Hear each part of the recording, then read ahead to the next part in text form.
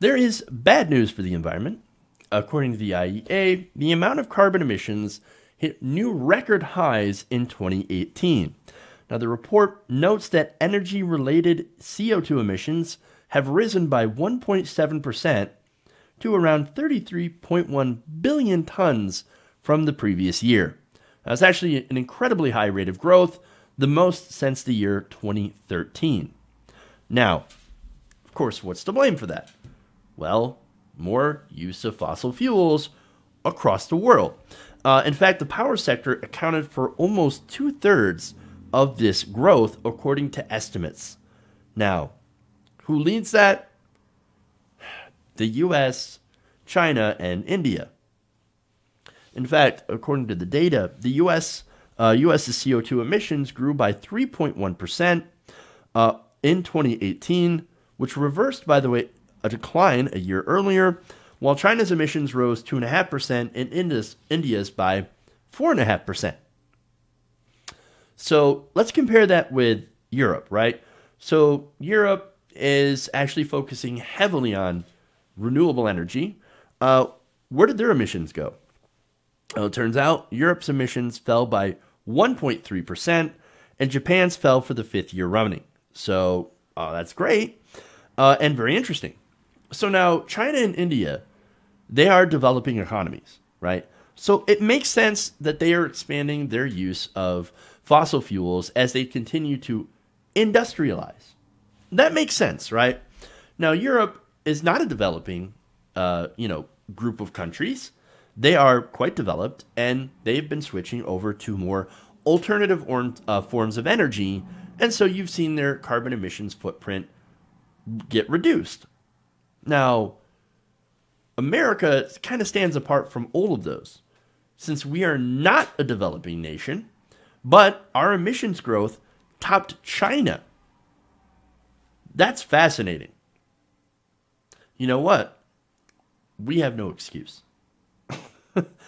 Now, the report also notes that when the IEA assessed the impact of fossil fuel use on the increase of global temperature, they found that CO2 emitted from coal consumption was responsible for over zero 0.3 degrees Celsius of the 1 degree rise in global average temperature since pre-industrial times, meaning that coal has had a large impact when it comes to temperature rise, right?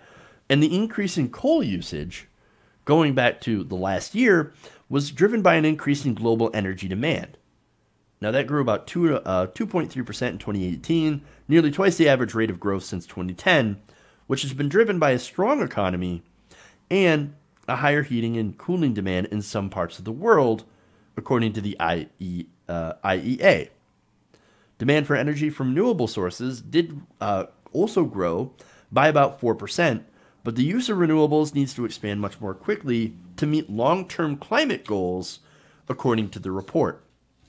Now, oil also grew, of course. Coal consumption was up 0.7%, as higher demand in Asia outpaced declines everywhere else. So in America, of course, coal is dying. It's a dying industry.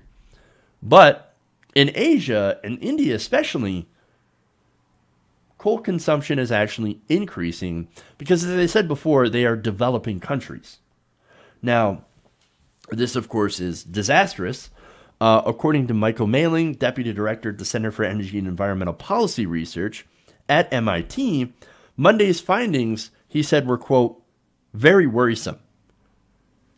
To me, all this reflects is the fact that climate policies around the globe, despite some limited pockets of progress, remain woefully inadequate. Well, I agree with that 100%. He said they're not even robust enough to offset the increased emissions from economic expansion, especially in the developing world, let alone to spur decarbonization at levels commensurate with the temperature stabilization goals we've committed to under the Paris Climate Agreement. Now, look, the United States, thanks to Donald Trump, is not part of that agreement. And so, look, we've got less than 12 years to go carbon neutral across the world if we're to prevent climate change from getting worse.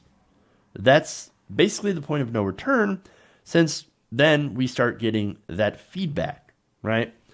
And what do I mean by that is, look, the reason that we focus on Arctic ice, for example, is because of what Arctic ice does. It reflects sunlight. So it's a shiny surface that reflects the sunlight and prevents oceans from getting warmer. What happens is that due to climate change, the oceans are getting warmer anyway, and that starts to melt some of the ice. More ice melt means more of the sun's rays get absorbed by the oceans, and it warms the oceans, which increases ice melt, and it continues along this horrible cycle, right? And not only that, but as the air gets warmer, you also have melting permafrost, which is filled with a lot of carbon. So here you have a cycle that continues to get worse as more and more carbon gets released from trapped ice and from within trapped permafrost. We've got to avoid that. And so that's what the Paris Climate Agreement was set up to do, to avoid that 2 degrees warming. Unfortunately, I don't think we're going to hit that. I mean, as we are going right now, it's unfortunate that we are burning even more fossil fuels when we should be doing the opposite and getting more renewable energy. And look, if we can avoid that, though, we can avoid the worst case scenarios of climate change if we act now. But we have to get all the countries, US, India, and China, to get on board. If we don't, we're not going to have enough time. And in order to do that, we do have to break the hold of fossil fuel industry on our government.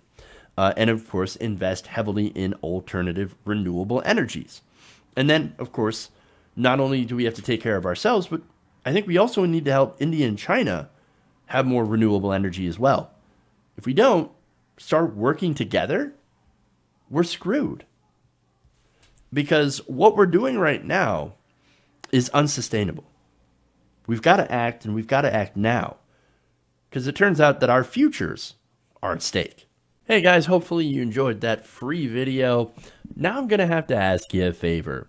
Between the demonetization and the YouTube algorithm messing around with view counts, etc., we're having a hard time adjusting to the new YouTube reality, which is where you guys come in. See, we have a Patreon, patreon.com/TYTNation, set up to help us rely on you guys, the viewers, instead of big corporate ads. Look, you know the show. You know how I'm not in favor of big corporations anyway.